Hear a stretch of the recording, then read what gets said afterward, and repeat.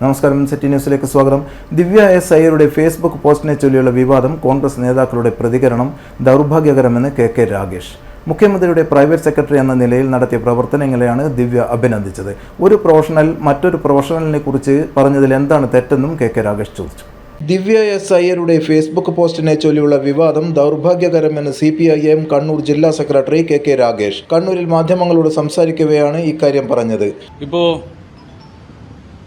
ഞാൻ വ്യക്തിപരമായിട്ട് ആരെക്കുറിച്ചൊന്നും പറയാൻ ഉദ്ദേശിക്കുന്നില്ല. പക്ഷേ ഇത്തരം അഭിപ്രായം പറയുന്നവരുടെ മുൻ തലമുറയിൽപ്പെട്ട തലമുതിർന്ന നേതാക്കളുണ്ട്. ആ നേതാക്കൾ രാഷ്ട്രീയ എതിരാളികളോട് കാണിച്ചിരുന്ന പരസ്പര ബഹുമാനം എന്തായിരുന്നു എന്നുള്ളത് സ്വയം പഠിക്കുന്നത് നല്ലതായിരിക്കും. പരസ്പര ബഹുമാനത്തോടെയാണ് കാര്യങ്ങൾ കൈകാര്യം ചെയ്യേണ്ടത്. അധിക്ഷേപിക്കുന്ന രാഷ്ട്രീയം പ്രാകൃതമാണ്, വിദ്വേഷത്തിൻ്റെ രാഷ്ട്രീയമാണത്. ആ രാഷ്ട്രീയമല്ല ബന്ധപ്പെട്ടവർ കൈകാര്യം ചെയ്യേണ്ടത് എന്ന് മാത്രമാണ് പറയാനുള്ളത്. അങ്ങേയറ്റ പ്രതിഷേധാർഹമായ വിധത്തിലാണ് അനാവശ്യമായിട്ടുള്ള വിവാദങ്ങൾ ഉണ്ടാക്കിയത് എന്നാണ് എനിക്ക് പറയാനുള്ളത്. ജില്ലാ സെക്രട്ടറി അഭിവാദ്യങ്ങൾ എന്നല്ല പോസ്റ്റ് ചെയ്തത്. സ്ത്രീ എന്ന പരിഗണന നൽകാതെയാണ് സൈബർ ബുള്ളിയിങ് നടക്കുന്നത്.